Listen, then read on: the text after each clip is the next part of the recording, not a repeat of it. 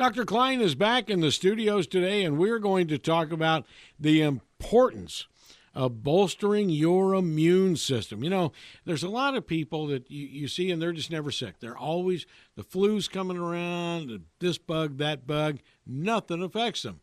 And then there are people in your circle of friends who are always sick. There's always something wrong. Well, how do we bolster our immune system? Okay, well, first things first. Your immune system is important to you. This is Johnny's heart. It pumps blood. Your immune system is what keeps you alive. Okay? It's essential for you to understand this, that antibiotics only do 75 to 80% of the job with an infection. Your immune system has to clear out the rest or you die. Individuals that have AIDS, we have plenty of antibiotics for these folks, but they all die of infection, or almost all do, okay, as a result of impairment of their immune system. So your immune system does need some maintenance. When I was going through school, nobody discussed it. You know, we looked at the different elements of the bloodstream, we looked at this and we looked at that, but nobody ever really taught us the importance of maintenance. Now, your immune system is, in fact, what keeps you from getting cancer. It's a breakdown in the immune system that results in cancer. It's a breakdown in the immune system that results in you becoming ill with minor infections. It's a breakdown in the immune system that may be responsible for certain chronic autoimmune issues, to include Alzheimer's disease. So understand that the immune system does need a little bit of attention.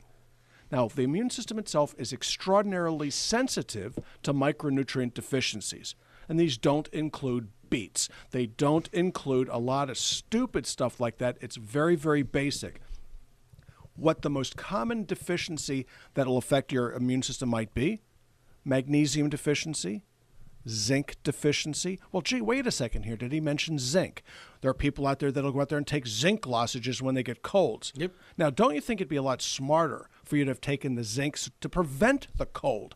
Okay, That's really what it's all about.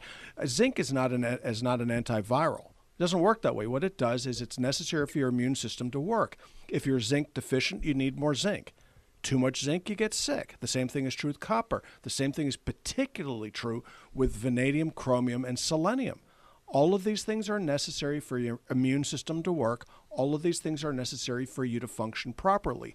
So what I do is I talk to my patients about maintenance. So it starts with a mineral supplementation. And why do you think we need mineral supplementations? Gee, after all, it's in our food? Wrong again. Okay, the place that you're really supposed to get these minerals is in our water supply. But look around. Our water supply goes through sand, not through volcanic minerals.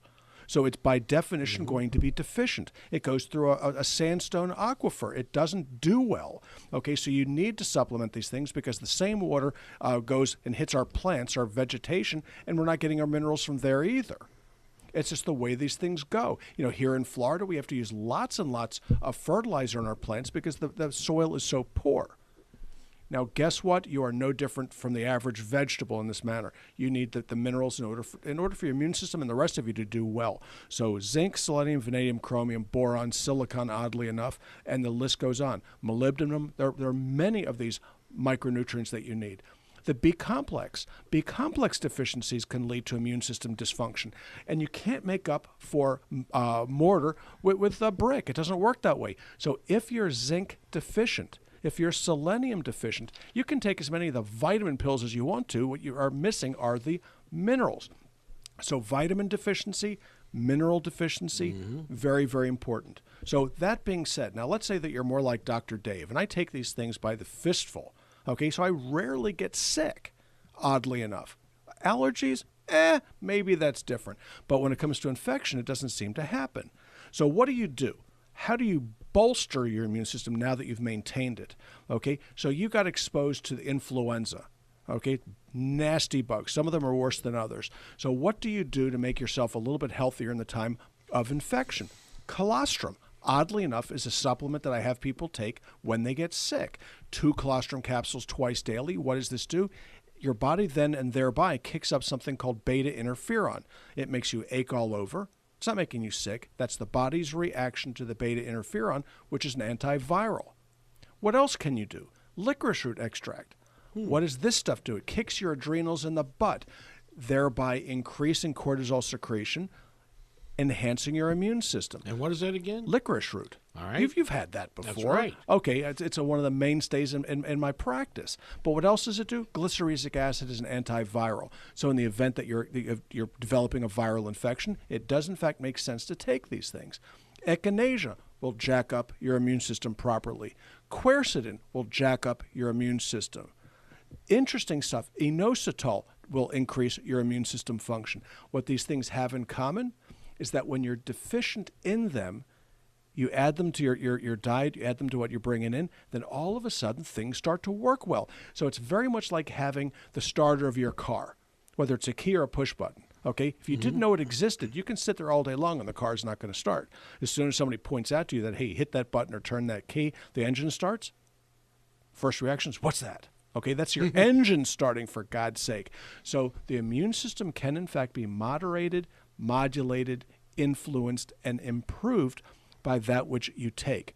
Antibiotics tend to have the opposite effect. Now, there are going to be people that are going to talk about probiotics, and I'll have to agree with them. Probiotics make a big difference, especially in our environment where we're taking things in our food and around us that will kill or and somehow maim the bacteria that we have in our gut. So you do, in fact, have to take probiotics periodically. Is it something that everybody has to do all the time? The answer is no. There are there are individuals that do need them, however. Now, when you're talking probiotics, you were one of the first to go on the air and say, when you go to the store, and they don't go to the nutraceutical store, mistake number one, but they'll go to the big box store, and they'll just, it says probiotic on there, and it has some fancy name, and they buy it. But it does. They should be looking for billions of units. 50 billion to start. Okay, and wow. Bifidophilus is the species that you're looking for. Okay, or it's the way, or genus actually. So the genus Bifid is what you're looking for, not Acidophilus. Okay, why? You can get that in a glass of milk. It's really not necessary. It's the Bifids that you need. There are multiple species that you're looking for, multiple varieties of these individual species. So we'll use 35 billion CFUs on individuals that really don't need an extra or too much. Those individuals that are sick, those with ulcerative colitis, those with irritable bowel, those with neoplasm, those all hit with 100 billion CFU, or if they were recently on antibiotics. Then what do? You take it for 3 or 4 days, off 2 or 3, on 3 or 4, off 2 or 3, and that generally does the job. But you'll know you're getting a bad deal on your probiotic if it comes in a box. If it comes in a box, you just spent more on the box than you did on the tablets or capsules. If they're in these blister packs, that's bad news. It meant that they were not freeze dried. Okay, all right. So they're actually cheaper, put in expensive packaging. So you'll be spending more for your packaging than you will be for the product. So a good probiotic should cost you about 80 cents a day, 90 cents a day. Wow. The spectacular ones might cost $1.20. Okay, but you're wasting your money if you're not buying the right thing. It's almost better not to take anything at all. Well, you see shelves of just in the millions, but they're not looking at the right thing. They're not looking for billions. Well, there's that and more. Okay, the place right now where people are getting ripped off in the nutraceutical business is probiotics. That'd be number one. Okay, because it's very easy to make a package look sweet, make a package look marvelous. Put a product out in front that makes it sound like you're getting the best thing you could get because the package says so. Or you go to your doctor and have it vetted for you. The doc should know what's going on. Now that may or not be the case. Okay, I'm making an assumption there, but you have a better chance at getting a straight story out of somebody that does it for a living than a clerk. Honestly, it doesn't make any sense. If you go to a store and they have 50 or 40 or 30 different probiotics, which is the one you want? If there was one good one, if there were one value, that's all they'd have. It doesn't make any sense to vary it but for colony count because some people need more than others. Mm-hmm. But we all need the same. Our genome, our microbiome in our gut is largely the same. Yours and mine should be about the same. If you lived in Africa, it'd be a little bit different. Ooh. But the long and short of it is in this country, there's really one probiotic that we ought to be looking for. And in fact, what we should be looking for really is the colony count, sustainability, and something called affordability. All right, very good. We're bolstering our immune system with Dr. David Klein of the Stages of Life. You can contact us at 407-679-3337. Our office hours are Monday through Thursday, 8 to 5, and we're located in Longwood at 1917 Booth Circle. That's right off of I-Form 434. We're on the web at stagesoflife.net and on Facebook at Stages of Life Medical Institute.